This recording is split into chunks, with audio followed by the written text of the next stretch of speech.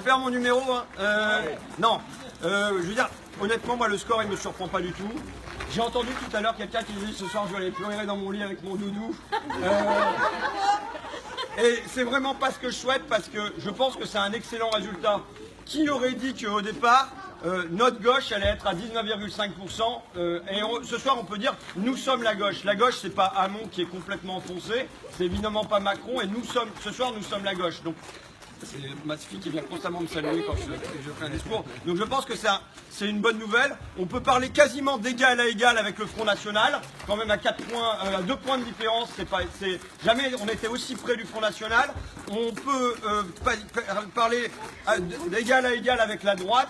Bon, et puis avec Macron, cet animal un peu étrange qu'on ne sait pas ce que c'est. On peut même toiser d'un peu haut le Parti Socialiste, mais pas de péché d'orgueil. Gardons-nous du péché d'orgueil à l'égard du Parti Socialiste. Mais voilà. Donc ce résultat-là, il peut être soit on le prend en négatif et on se met à pleurer, on se replie sur nous-mêmes, on dit c'est triste parce qu'on n'a pas gagné, et évidemment on aurait préféré voir la gueule de Mélenchon au deuxième tour, et à ce moment-là ça nous casse les pattes. Soit ça doit être pris pour autre chose, ça doit être pris comme un tremplin. Mélenchon n'a cessé de dire pendant la campagne, je fais ma part de travail, faites la vôtre. À partir du score qui a été réalisé là, il y a largement quoi faire à notre tour, notre part du travail, pour, là, je pense, gagner un certain nombre de sièges aux législatives. Et on peut pas, si jamais on y va de manière unie à gauche, non seulement on a le moyen de passer quelques bonhommes, mais vraisemblablement d'avoir un gros groupe parlementaire. Parce que là, si on est à 19,5 en moyenne, ça veut dire qu'il y a des endroits, Mélenchon il est premier, il y a des endroits, Mélenchon il est deuxième,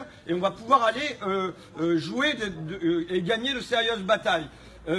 Mais pour ça, il faut qu'on en soit vraiment convaincu dès ce soir. Ce résultat, 19,5%, est un excellent résultat, parce que quand on nous aurait dit au début qu'on aurait été à 12, 13, 14, 15, à 15% on aurait pris. On est à 19,5%. Maintenant, je vais me permettre d'être un peu intello, parce que c'est quand même aussi mon métier. On a fait un bouquin avec Antonio Gramsci, que je suis allé rencontrer dans sa prison, et il nous disait qu'en gros, il fallait pas compter désarmer l'État bourgeois en seulement conquérant sa pointe avancée, c'est-à-dire là la magistrature suprême.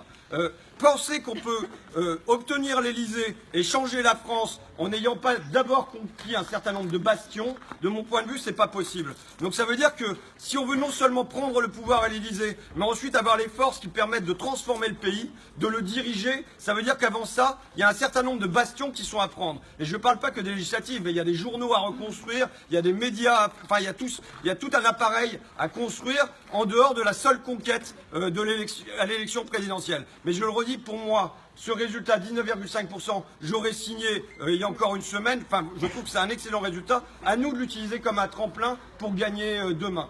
Dans la première circonscription, la Somme, mais j'espère bien ailleurs dans le pays. Pour ma fille et puis pour tous les membres du pays, qu'on leur fasse une planète qui soit un peu plus potable qu'avec Macron qui va nous défiscaliser les actions. Puis il faut qu'on soit fort aussi pour une autre raison, c'est qu'on a à construire une force sociale pour que demain, on aille s'opposer aux décisions qui seraient prises par le candidat de l'oligarchie qui est Emmanuel Macron.